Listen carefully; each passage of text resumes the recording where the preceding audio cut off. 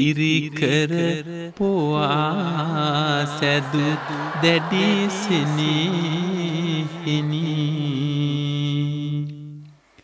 දහඩිය හෙලා මා වැඩුදී වාමිනි කුමුදාකරය නමදිමි පාදයාවෙනි අවසර මෑණියනි මාගේ පියාණෙනි තමන් හැදුවැඩු දරුවන්ට සසරපති මෙතරවීමට ආසිරි පතලා ඒ දරුවන්ට තමන්ගේ අතිම සිවුරු පිළිකර පූජා කරලා ඒ දරුවන්ට මේ සංසාරයෙන් ඈතර වෙන්න ආසිරි පතන්න දෙමාපියන්ට ඇත්නම් ඒ දෙමාපිය කොයිතරම් වාසනාවන්තද සිද්ධාර්ථ කුමාරයා දිහා බලලා නිපුත පද කතා කරපු ලෝකේ මේ දරුවන්ගේ දෙමාපිය නිවුණු සිත් ඇතියයි මේ දරුවන්ගේ මෑණියෝ නිවුණු සිත් ඇතියයි මේ දරුවන්ගේ පියවරු නිවුණු සිත් ඇතියයි ඒ දෙමාපියන්ට ඒ නිපුත පද කියන්න පුළුවන්කම තියෙනවා ඉතින් අතිශයින්ම දුර්ලභ මේ සම්බුද්ධ ශාසනය තුල සීල සම්පත්තිය පිළිතලා පැවිදි ශ්‍රාවක භාවය ලබාගෙන ඊළඟට සමාධි ප්‍රඥාදී ගුණධර්ම දියුණු කරගෙන මේ ගමන් කරන්න තිබෙන්නේ. ඒ සඳහා කල්යාණ මිත්‍ර සම්පත් ලැබී තිබෙන මේ දුර්ලභ කාලේ චතුරාර්ය සත්‍ය ධර්මයේ ශ්‍රවණය කරන මේ දුර්ලභ කාලේ නිවන අවබෝධ කිරීම බොහෝ කල් ඈතට දැමුවා.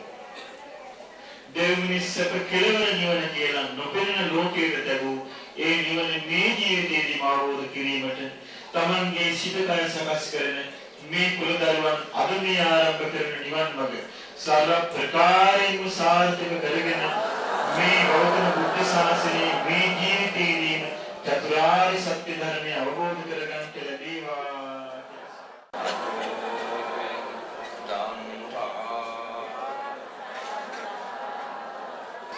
විසුණුසේන බැබලියේ තමන්ගේ චිත්ත සමාධිය තුළ විසුණුසේන බැබලියේ තමන් උපදවා ගන්නා ප්‍රඥාව තුළ ඉතින් මේකදී බුදුරජාණන් වහන්සේ පෙන්වා දෙලා තිබෙනවා යම්කිසි අතීතයේ මේ බුද්ධ ශාසනයේ කුල පුත්‍රයන් මනාකොට පැවතුණා නම් මේ ජීවිතය අතහැරලා දාලා සසුන්ගත වුණා නම් සසුන්ගත වුණේ චතුරාර්ය සත්‍ය ධර්මය අවබෝධ කර ගැනීම පිණිසයි වර්තමානයේ කුල පුත්‍රයන් මනාකොට සසුන්ගත වෙනවා නම් මනාකොට සසුන්ගත වන්නේ චතුරාර්ය සත්‍ය ධර්මය අවබෝධ කිරීම පිණිසයි අනාගතයේ මේ බුද්ධ ශාසනයේ කුල පුත්‍රයන් සසුන්ගත වෙනවා සසුන්ගත වන්නේ චතුරාර්ය සත්‍ය අවබෝධ කිරීමයි කියලා.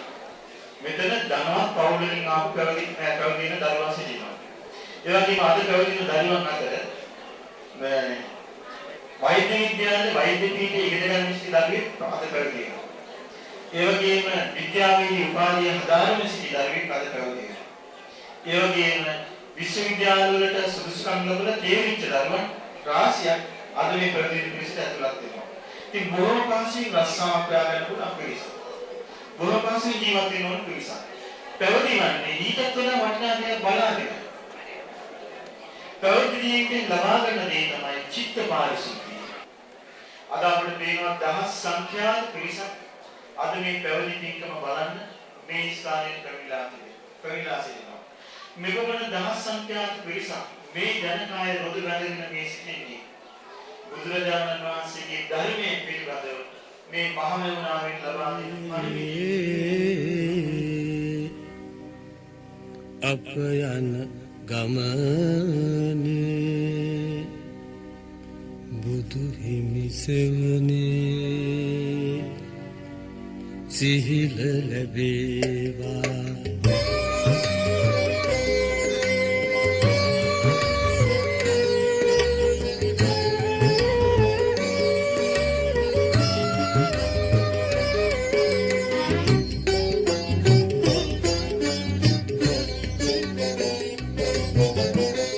සසර දනව්වේ දුක් පීඩා විඳ නවාතැන් සොයා අප යනවා ඒ යන ගමනේ කොතැනකදී හෝ බුදු හිමි සෙවනේ සිහිල ලැබේවා සසර දනව්වේ දුක් පීඩාවින් නවාතන් සොයා අප යනවා ඒ යන ගමනේ කොතැනකදී හෝ බුදු හිමි සෙවනේ සිහිල ලැබේවා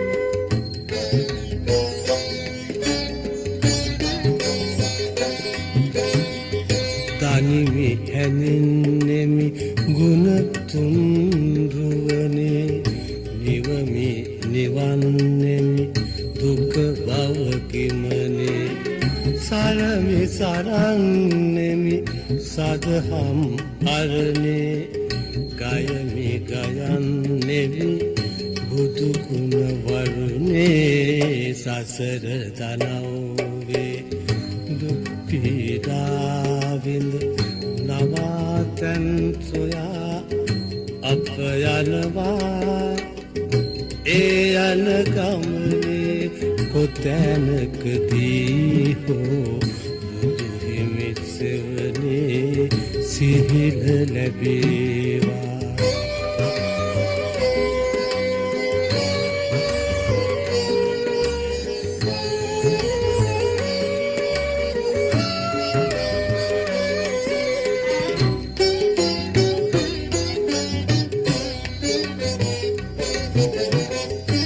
මලකින් මලකට පාවෙන සුවඳයි පහනෙන් පහනට දැල්වෙන එළියයි සවනින් සවනට යාවන මිහිරයි අඳුරින් එළියට යන මිනි පහනයි සසර දනව්වේ දුක් පීඩාවින්ද නවාතැන් සොයා අප යනවා ඒ යන ගමනේ කොතැනකදී හෝ බුදු හිමි සෙවනේ සිහිල ලැබේවා සසර දනව්වේ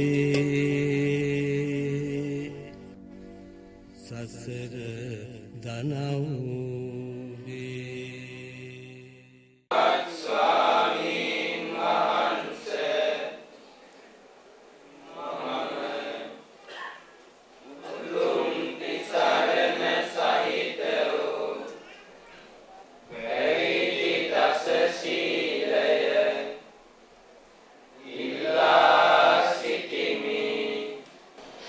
විශේෂයෙන්ම මේ ස්වාමීන් වහන්සේලා කල්පනාවට ගන්නට ඕනේ පැවිදි වෙන්න කලින් මා කරුණු පහක් විමසනවා.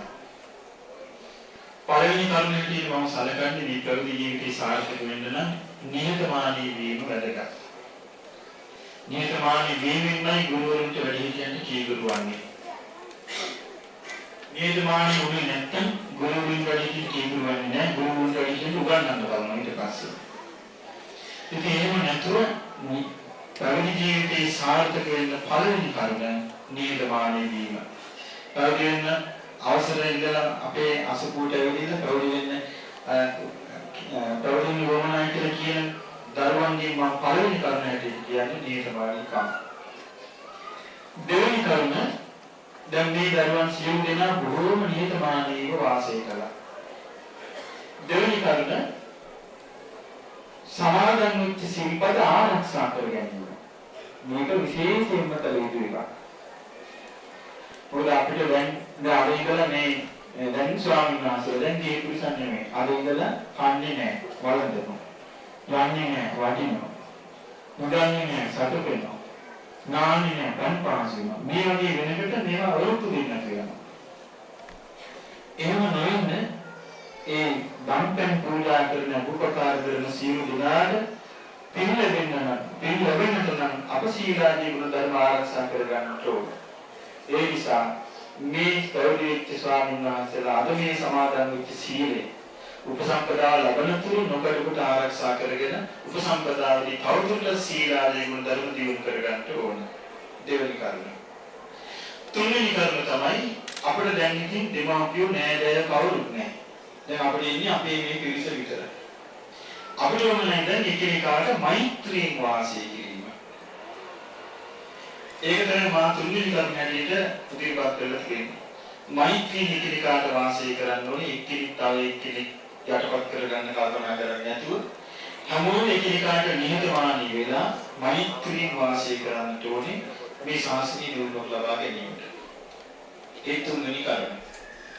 හතරවෙනි කරුණ තමයි දැන් ඉතින් විවේකයක් හම්බ වෙනවා. ඒ නිසා මේ කම්මැලි වෙන්නේ නැතුව වීර්යය ඇති කරගෙන ධර්මයේ හොඳට ඉගෙන ගන්න ඕනේ.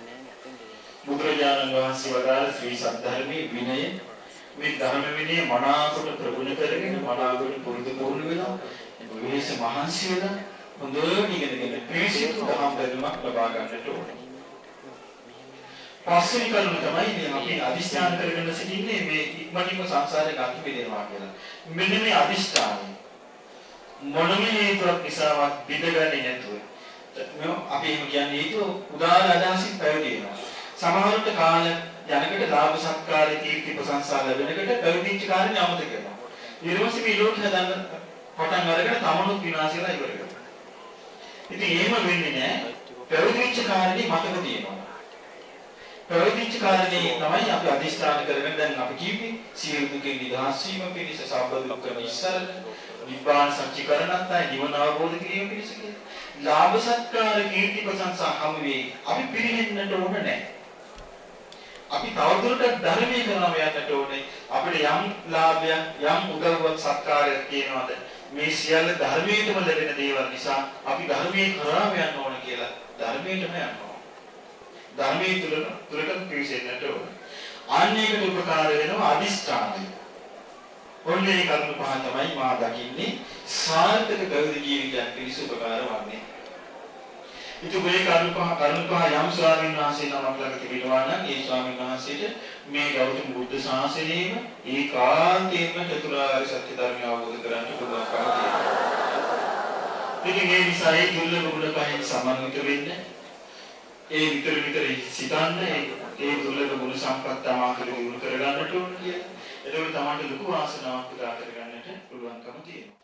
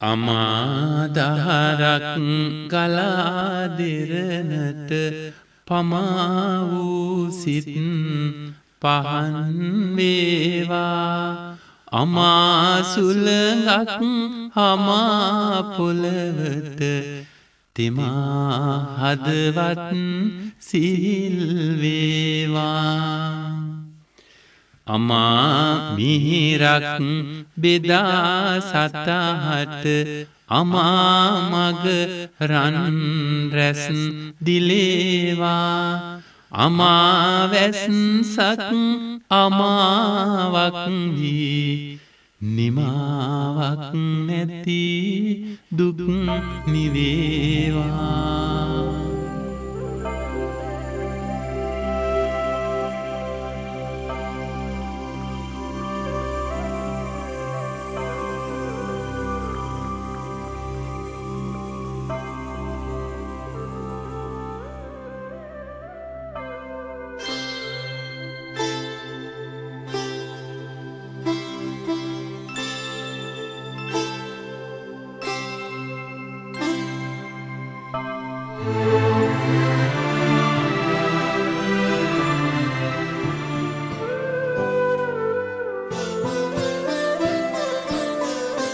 දන්නෝ බුදුන්ගේ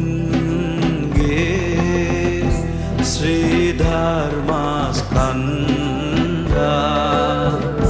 පේවිරා කීර්ති සෝද සීලේ නිබන්ධා